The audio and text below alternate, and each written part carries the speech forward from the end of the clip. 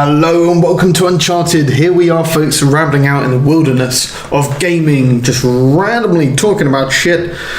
Whew, the dust has settled on E3. It's we've got a little bit more time, a little bit more space between ourselves and the big event. We've had an opportunity to consolidate our thoughts a little. I was gonna say there's a lot of fucking shit that's come out. I mean, there was somewhat an underwhelming sense from E3 in terms of, other than a few surprises, it was kind of everything was already on the table. Yeah.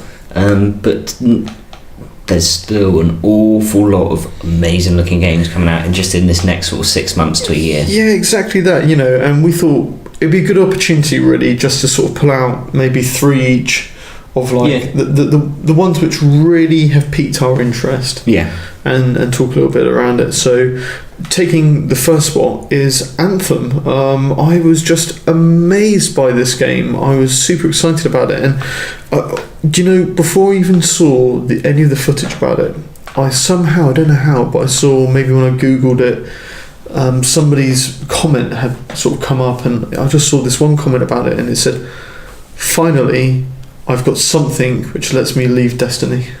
And like, Division wasn't it? Division didn't tickle that itch. Yeah, and I wanted it to. I really wanted it to, and I think I would still play it, but I just don't see it as a contender to Destiny. Really. I kind of think the shine's kind of rubbed off on. It's tarnished now, and it's one of those that it's burnt me too much, and I'm not stupid enough to go and get burnt a fucking third time. Yeah. Kind of stuff. But I mean, this Anthem looks amazing. I mean, it looked really good. It felt a bit like almost, dare I say, a mix between Destiny and Halo-y kind of. I was thinking more sort of like Mass Effect Titanfall. Yes, yeah. I mean, obviously it's BioWare, with the mech, and obviously BioWare being the main.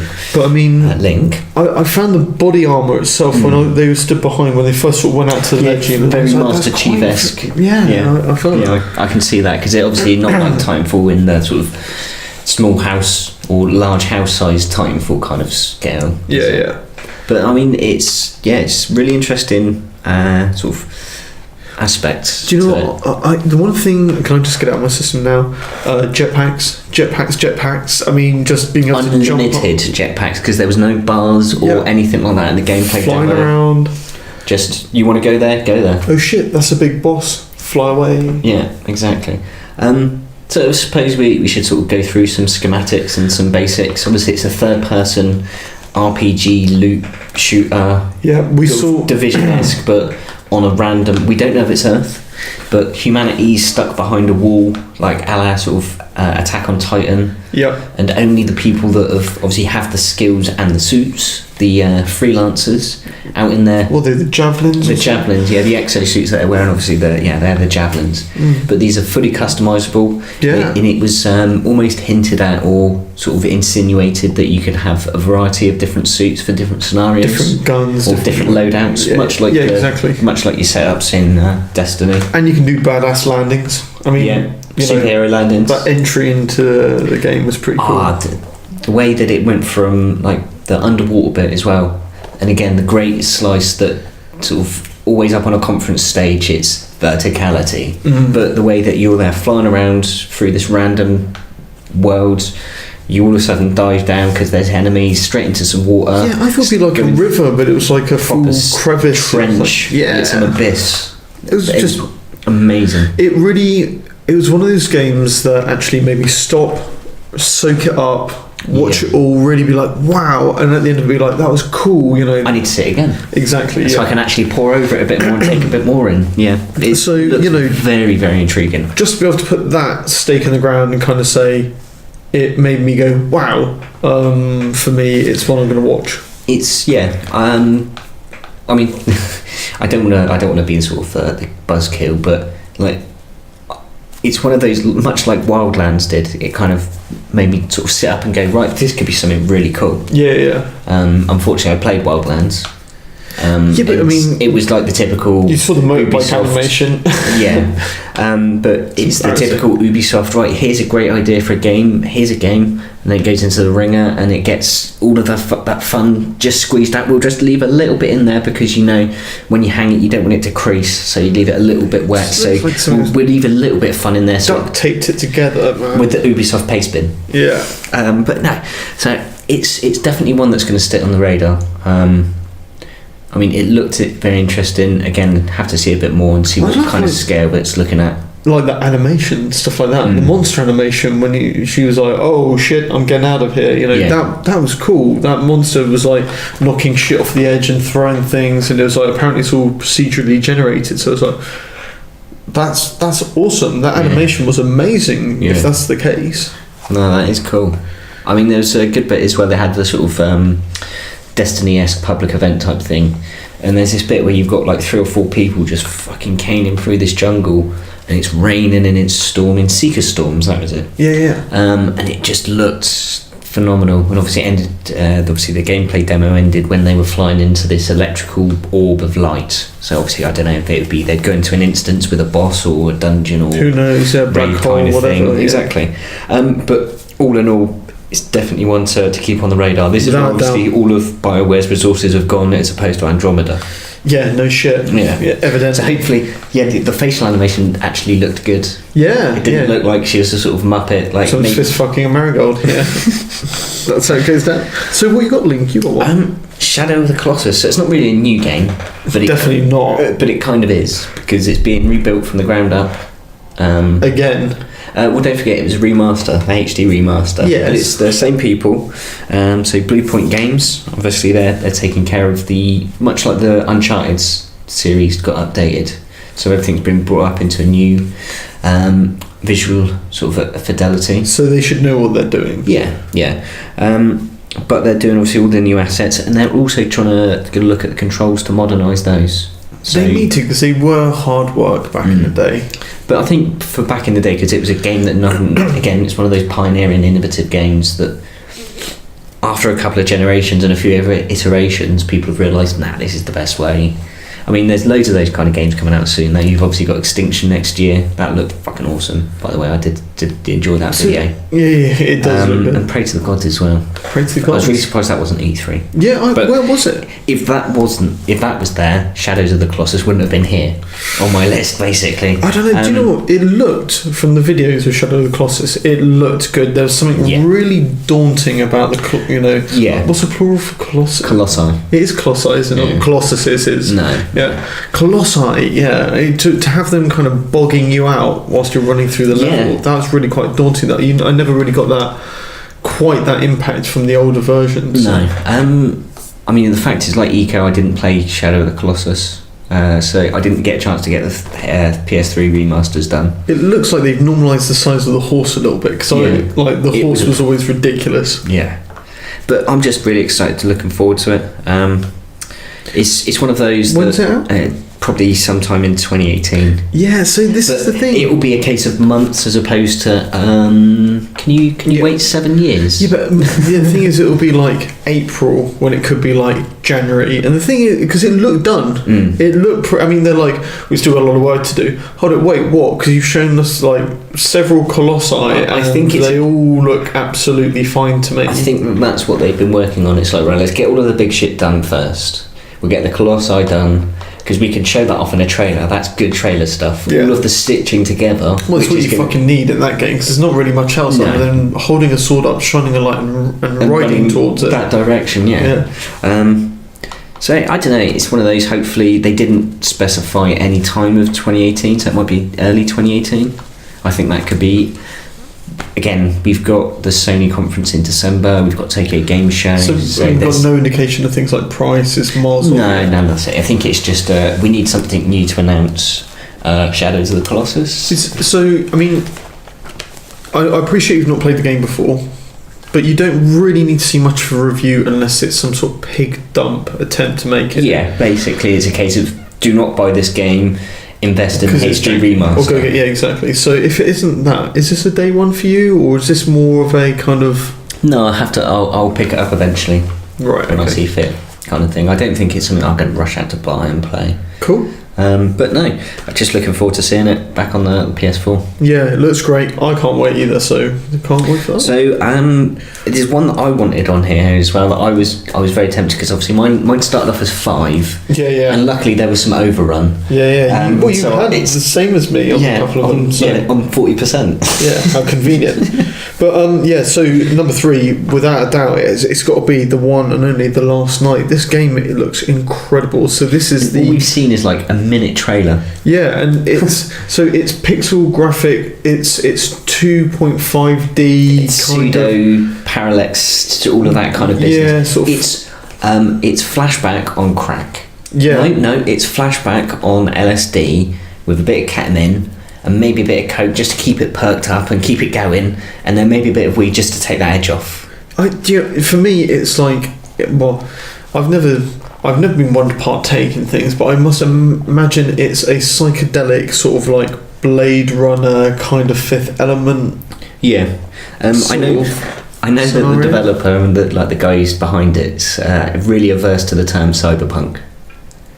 But ever since Blade Runner, that's pretty much anything that has lots of neon, a gritty aesthetic, and high-rise skyscrapers. It's always been referred to as cyberpunk, and it's in the future. There's flying cars, for fuck's sake. And games are coming out of a similar kind of era called. They've got all of the same cyberpunk tropes, basically. Yeah. It's check neon signs in different language. Check random gritty sort of browbeaten down weathered person. Yeah.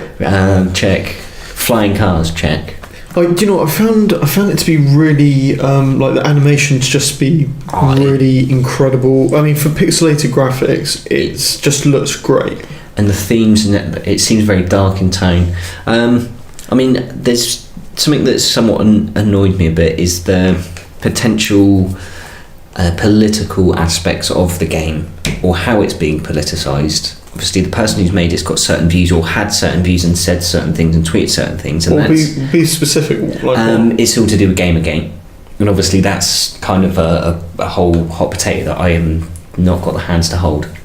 So I'm just going to leave it at that. Not touching it with a botch. Yeah, basically. And so there's all of that behind it. But my obviously view on it is, okay, well, wait till it comes out before you start lighting up the torches and getting the pitchforks out. Because if he deserves to be fucking pulled across the coals for it, then fine. But you've seen a minute and a half's worth of trailer. And also the other thing I would say is, look, there's people out there in life who have different opinions to you. It doesn't mean you either have to buy into their opinion. I appreciate that if you buy their products, you may financially support them, and that may be something you may not choose to do. But there's always piracy. All because somebody's got a different opinion doesn't mean it's irrelevant. You have to either accept it by getting involved with something they produce, or there's this whole notion of if I listen to that opinion and I try and see it from their perspective, I'm not listening. I don't agree. It's going to tarnish my whole. Can't deal with it. No, it's that very narrow-minded. It's just like someone's got a different opinion. I'll have a look and try and see it from your point of view. I don't think it's right, but that's up to you. Do you know what? I think this is going to be one of those games for me, which is going to be like a Hotline Miami kind of like love letter. Just kind of like I got caught in the whole world storyline, animation, gameplay, wallop, bang, and I'm But it will change your worldview, not one iota. No, I'll forget the second I turn it off. I'll be like, oh great, Mario Kart, Mario plus Rabbids, great. Even Mario Odyssey. Yeah, right, I'm a fucking Mario frog. Yeah, there we go. Thwap, done. Yeah, that's it. Cool. So what we got next, Link? A Way Out. We talked this podcast. Yeah, and I'm always looking for it. I'm always looking for it. God, the police. But no, we I touched upon this a bit last week. Obviously, we talked about the B button. Obviously, EA's was all before we E3 stuff was all before we recorded the not B button, the bullet bills. Yeah. Even, and this was one that really caught my eye. And this the split screen co-op game that is played in split screen and co-op no matter what. So it's either someone sat next to you on a couch or online. So when you really care about something and you go to describe it and then somebody says something dickish and just kind of takes all the pleasure out of the thing, is Prison Break the game? No. because it should actually have like some interesting story. Yeah, As opposed to you've got out of prison, now go back into a prison and get somebody else out of a prison. It is that thing. It's like Two Brothers. Well, it's made by the guy who did Two Brothers, or Brothers, the Two Sons. How convenient. But no, it's you like you say, it is a prison break game. Or that is one aspect of it. I mean, there is a lot more that goes on beyond it outside. Well, I'm not going to ruin anything by saying your brother's in prison, and the first thing you do is. But he's not your brother. Sorry. It's like you say, your bro. Then should I lay it out properly? Say it. Right. So it starts off. You've got two characters. One is Leo. The other is Vincent. Yeah. Obviously, I think Vincent's already in jail, and Leo obviously starts the game by being put into jail. Great work.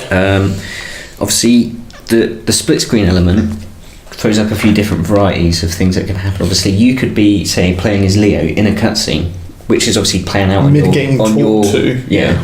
But I can still be in control of my character. So yeah, you could be up on like a balcony urinating on my guy. Exactly, yeah. And you've got various interactions and how you approach different scenarios, because obviously you've got break out of prison, and then there's the inevitable journey beyond the prison. Mm-hmm. I mean, obviously, it's the likelihood that the prison break will take an awful lot of planning and talking, and there's ways to go back and try it different ways. So very much a Heavy Rain-esque sort of. Yeah, it's all the whole sort of like, I'm going to put this bribe in your pocket, and then the next cutscene is like, I'm going to lay you out and just take a shit on your chest. Exactly. You know? So it looks really interesting. I love the way that, like you say, that the situations can be handled by, like, depending on the character, obviously, and then what you do, the choices you make. Yeah, like one would be diplomatic, the other one would be a bit more Kane and Lynch kind of. Yeah. One's the nutter that's just going to do whatever it takes, and one's like the hey, we need to play this cool because we're wanted fugitives. Now hit him. Yeah. But again, the easy way or the hard way? The easy way. Whack. Amazing. I love it. But no, it just looks really good. Great art style. You were saying earlier when we were looking at the trailer for it, it had a very much Uncharted sort of the set piece, bombastic. When there's some bits when they're outside, like on the motorbikes, like riding along next to the jeeps, I was like, that looks kind of like they've just ripped that off from straight Uncharted 4, haven't they? Yeah, that looks like the engine from, but it couldn't be. Yeah, but yeah, no, it was. It looks good though. It caught my interest, and I like the idea of a game which says, you will fucking play co-op. You will, but I don't want to. No, you will. Actually, go. I was watching a really good podcast with Tim Schafer, Greg Rice from Double Fine, and Yosef. I've forgotten his last name. But the chap from Hazelight Studios. That's obviously who are making this. Yeah. And they were obviously at E3. They'd been given a few beers, sat in front of a mic, and they were just chatting. And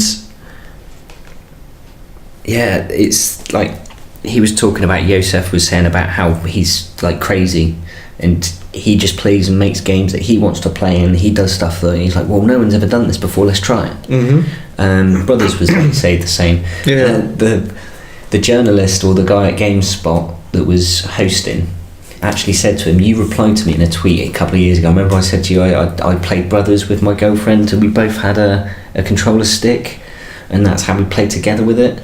And all you instantly replied was, no, that's not right at all. You don't play it that way. That's no. And he was cracking up, and he's just like, you really are, this is how it's supposed to be, and it's my way or the highway. Yeah. And I love that aspect of the guy, and he really is just this driven. Don't play my fucking game like that. Whoa. The way he approaches every morning is pretty much his hi, right, let's fuck shit up. Yeah. And that's every morning he goes in and morning team. Yeah. Let's fuck shit up. We're gonna change the status quo. Let's go. But I love the idea of this. Like you say, it's just right. Yeah, no one's ever done it. Well, why? Because we don't do things like that. Well, why? Yeah. Watch me. Yeah. And I want to support that game just fully for that reason. It looks good, man. It looks interesting. If just based on what I've seen from the video alone, I'm pretty much sold already. So. Yeah. Yeah, totally. Day one, I think that one is. Let me talk about one other, which is not just a day one. It's almost like, I might need to take some holiday for this game, man. And that is Spider-Man on the PS4. Yeah. I mean, holy fucking shit, this thing stole the show. People love I was going to say this game. That stole the Sony conference. Yeah. Because God of War was pretty much standard fare. It was we knew it was kind of going to be from the previous trailers. Yeah, exactly. There was no megaton announcements. It's not like, oh, we've finally discovered he's having a relationship with his son, or he's in a this relationship with whatever. Yeah, he's being Kratos, but now he's got a kid in tow. Yeah, it was good though. Don't get me wrong, did look good. But I mean, Spidey, just the journalists were basically saying this is Batman Arkham Asylum, but as Spider-Man.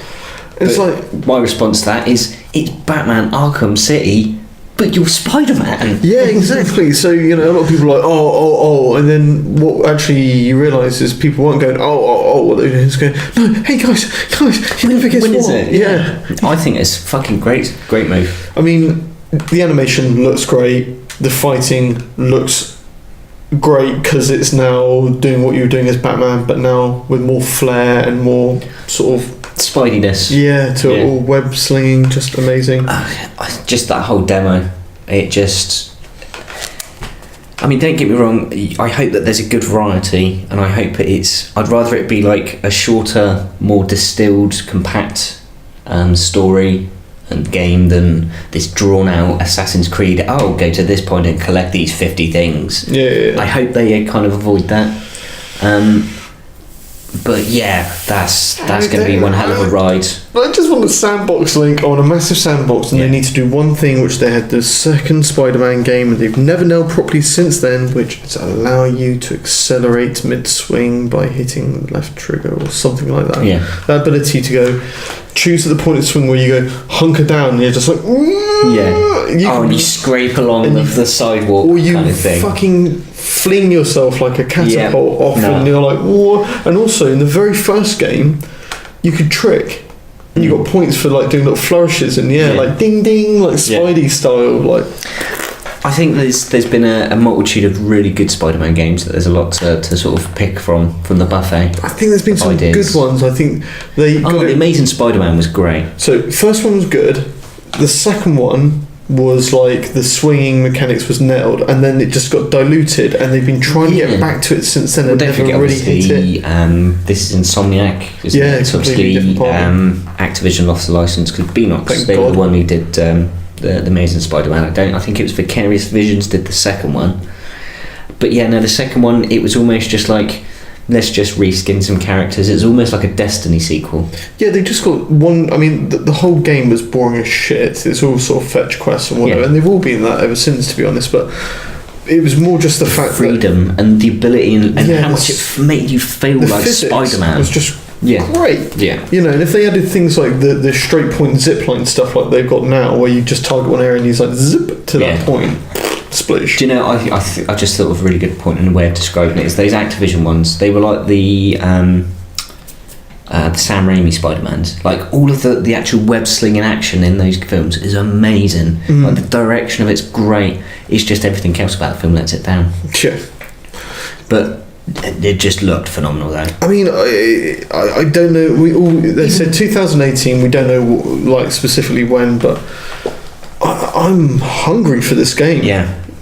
Again, most of the Sony stuff that was going into 2018 was just 2018. Yeah. So I think they've learned that they're just going to give vague. It will be out in 2018, right? Yeah, at some point there's 12 months, so yeah, that's a good window. Enjoy. Yeah, we'll let you know. I don't mind that. Yeah, it gives me a rough idea. I'm expecting it to land up until the 31st of December. Do you know what it does for me? Just lets me forget it until they give me a date later, because you're right, until the 31st of December 2018 I don't fucking care, you know? That's it. So cool. You know it's coming next year. Touch wood, that sticks. But it's just looking phenomenal. So what we got for our final one, number 6? I think this would be a surprise for you as a pick for me, and that's Far Cry 5. What? Obviously, this isn't done in any particular order, but I've based my picks on games that I've had the ability to play now. So I've avoided Switch for the reason that I don't have a Switch. So have you played many other Far Cry games? I played 2 up to about halfway through. Because there was that bit where you was in one area and then it got to a point and then you were in another area. Yeah. And it's all a whole lot more fucking worse. Yeah. You're like, fuck it. I've just got my footings and groundings in that one. Now I've got to do it all again. Oh, fuck off. and then my PlayStation 3 died. So you've not really been sort of like strongly following these games. There's been quite a few in between. I've got a copy of Far Cry 3 at home that's still unwrapped on my Xbox 360. Ever played Primal? No. See, so why is this on your list? Far Cry 5. 4-player co-op, story co-op. Is that it? Pretty much. Because don't get me wrong, they're great games. I really enjoyed Far Cry 2. It's an Ubisoft game. Which means the driving physics will be shit. They're serviceable though. Yeah, but do you know what? So's wiping your ass with your hands, but you don't want to do it. No, but that's just I just think though that it's got some good feature sets. Sorry, I wasn't just attacking your choice of game though. It's just it really surprises me, man. Yeah. Well, I mean, you've got your obviously we're going to go sort of run through a few things that sort of features, but obviously we know it's set in Montana in the fictional county of Hope Springs, where obviously it's been overrun by a cult. You've been cut off from the world, like no cell phone towers, no telephone lines out. Convenient. Well, there's always homing pigeons, but dumbasses. Yeah. But then you'll obviously design your own character so you can play as a male or female lead. But then you start off as a junior deputy that's tasked with going in and sort of rooting out this cult. It all goes wrong. Obviously, people die. But of course. Yeah. And then you go on to start the story. Obviously, as I said before, the entire campaign can be played co-op. Nice. Which is literally the only reason why it's on my list. Yeah, but the thing is that is such a massive hook, isn't it? To be able to play this sort of game co-op with your friends is like, actually, if we could just smash through that and get a load of achievements on the way through. Yeah, exactly. And even without the co-op, like you've got these guns for hires, like NPC characters. Obviously, some of the gameplay demos we saw, we had a sniper that you could hire, and obviously she'd go up onto a tower, obviously scope out and get support you that way. There was also Rick Rye. He was a pilot, which could obviously bring the rain in the guise of large quantities of ordnance. Sweet. But then obviously like glass. Planes were already there in now as well. Right. So you can pilot planes for the first time. There was also Mary May. She's a bar owner. She's out revenge for the death of her father and obviously the kidnapping of her brother and sister. So you've got people that back you up. And the best one though. Go on. Boomer the dog, the fangs for hire. Right out. But it's not just some barking annoyance that's going to get in the way and give away your position. He'll actually go and attack enemies and steal their guns and bring them back to you. Yeah, I saw that. Him sort of ripping like an M16 off somebody and like bringing it back to you. Like, cheers, Boomer. Blah, blah, blah. I just shot you with your gun. Yeah, exactly. Good dog. Again, like you said, the co-op elements, like the idea that you could just, a couple of people could join in, one or two, and maybe then nobody's about, but you can still carry on, but you've still got that co-op element. Yeah, man, I'm down for that. And it just did look like a good laugh. I mean, the Far Cry games have always sort of, after 2, it kind of just said, yeah, should we just take the hat off a bit and go a bit silly where we can, and just, well, it seems to be one of the few games that surprising amount of fun's been left in after it's gone through the UB ringer. Yeah. So hopefully it manages to just pass through without it giving it a tool. Hopefully, man. Fingers crossed. Well, look, I'm going to wrap this up with one question. Right, ready? One question, and it's answered in one word or one name. So, E3, huge. All right. I know it doesn't work in this way, but one game, one name. Say it now. What is it? Absolver. And I will reply to you with your question now, and it's motherfucking Drunken Fists. Confirmed. That's me in. That's the way I'm going to do it. Cool. So there we go, folks. There's another Uncharted wrapped for another week. Bing, bang, boom, Burt Raccoon. Look, so if you like what you hear, you know what to do. Show us some like and some love down below. Subscribe. Listen to some of the other sheaves which is out there. So more podcasts for you to listen to. But until then, do me a favour. Listen to Angry Link say adios. And for me, I'm out. So peace.